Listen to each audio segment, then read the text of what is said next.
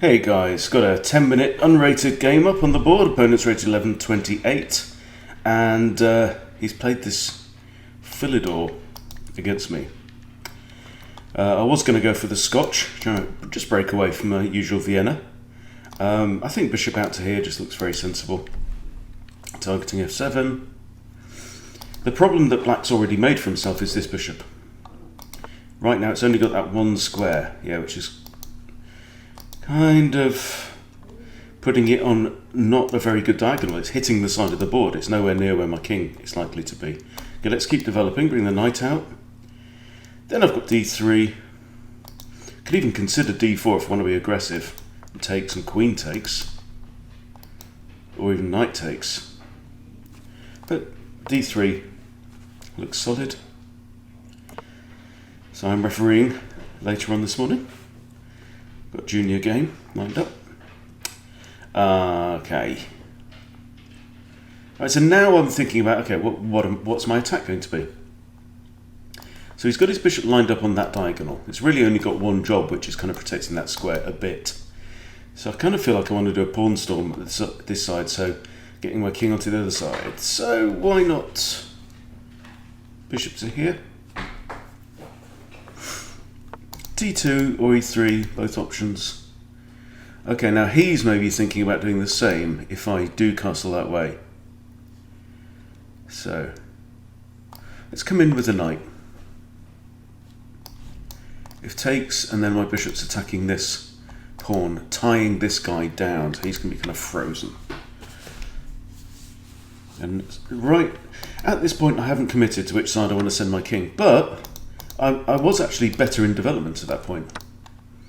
See, I've got 3 pieces out on the board. He's only really got 1, yet he's castled. Okay, so now I'm just going to drop my bishop all the way back here. He's started to move his pawns now on the queen side. Okay, so now I'm thinking, actually, I don't want to have to deal with this kind of rush of pawns straight away. Now, he's making a lot of pawn moves before developing his pieces. And it's not causing me too much trouble.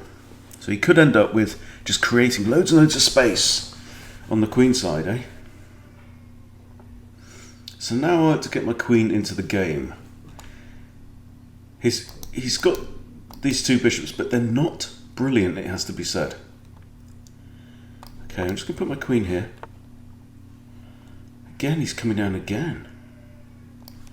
Right, centralised rooks, why not? Am I worried about knight in here? Not terribly. But this is just a generally useful defensive pawn move. He's made lots and lots of pawn moves. My question is, how am I going to get to his king? I could reposition my bishop around here. That's an idea. Pinned knight. Okay, queen defense. This isn't a bother because I can just take with the pawn. Pawn takes, move the bishop. Nothing to worry about there. So this is an idea. Bishop back to here. Try and open up the centre and open up this line.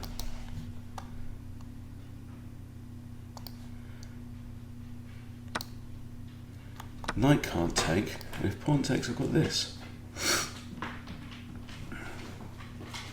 Or take there, knight takes, and I've drawn his knight away from the action area, but then my bishop will have to drop back. How about this? Pin the knight.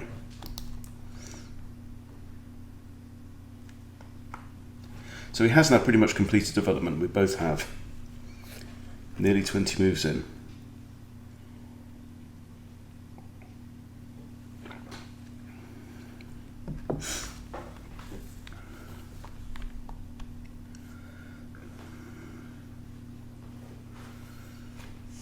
Knight's actually undefended as well as pinned. So he's going to have to do something.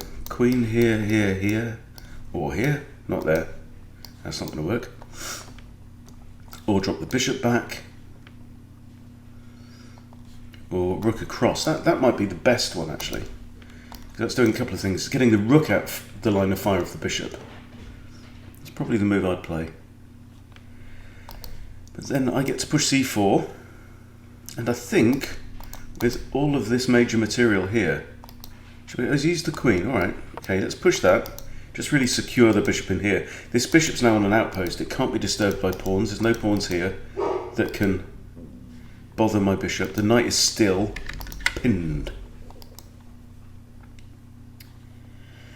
So now what he's done is he's blocked off his own pawn here.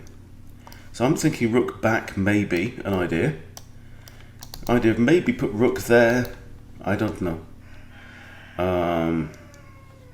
If the pawn comes forward, yeah, I think this side of the board is more important. Now, never be afraid to undo something you've done. Okay, I'll take the rook. Quite happy with that. Seems fair. Also now got queen here.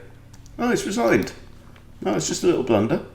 Okay, well, let's see how it went, because I do feel like I could have probably done better there.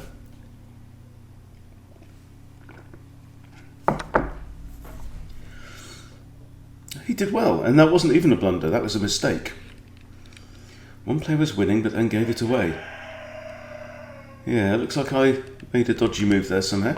Okay, so the Philidor. Philidor's defence. Solid but a little cramped, it's described. Okay, that's book, that's fine. Yeah, book. Knight c3 is good. Excellent. Yes, yes. This is all very solid. You can see on the graph it's saying, now you guys are playing a solid game of chess. Coming in with a knight is excellent. What was better? Okay. This is something that I forget a lot, I think, when I'm thinking my opponent has got ideas about a pawn storm. So the thing about this move now is, if he wants to play b5 and I take, he can't recapture with that pawn because it hangs his rook. I need to remember that pattern. Okay, so we did this, we swapped off knights, he comes after my bishop, lots and lots of pawn moves. This is okay. What was better? Again, yeah, got to remember that. Sometimes advancing pawns against a pawn storm is the best defense. It looks aggressive, but in fact, what we're doing is we're rushing into a locked situation. Again now, b takes a4, got bishop takes a4. And his attack is over. And he's captured towards the edge of the board as well. Good, got to remember this. Okay. Queen there is good. Connecting the rooks, it likes. Okay, now this is interesting.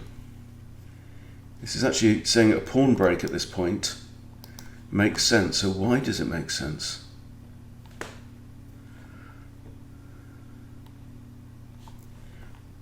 Let's have it show the line.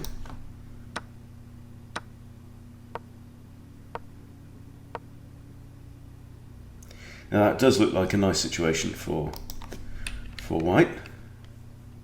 Quite happy there, and I like this evil sniper of a bishop lined up with that king. Okay, but that's not what happened in the game. Rook across, excellent. So it's all very, very solid play at this point. Okay, like that. Yeah, it kind of likes that. White's still slightly better. Queen e2 is best, good, I'm happy about that. That was okay. Better was okay. Though I did actually find that move on the next turn. Queens, that's a mistake. There was a better way to do it, and he should have played Queen d7. Okay, but he played that, and then I pushed my pawn, and that was a mistake, and that's where I actually lost my advantage. Went from plus 187 to minus 0.49. I should have played taking the free pawn. Duff. What a numpty, hey? Yeah. Well, it's kind of free, you know. So after queen here, take the pawn. If knight recaptures, he goes down the exchange. Our new favourite pub. Okay, and that was good. Rook across was good. Right, line up with the queen. Kind of get that. It's marginal though. And that was a mistake. Loses material. Bang. Great move. And then resigns.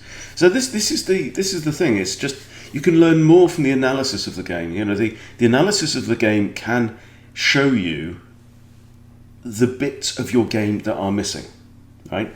So you'll learn far more from playing a game and then analysing it than you will from playing 2 games. So from this, the big thing I've learned is the idea of repelling a pawn storm with my pawns proactively.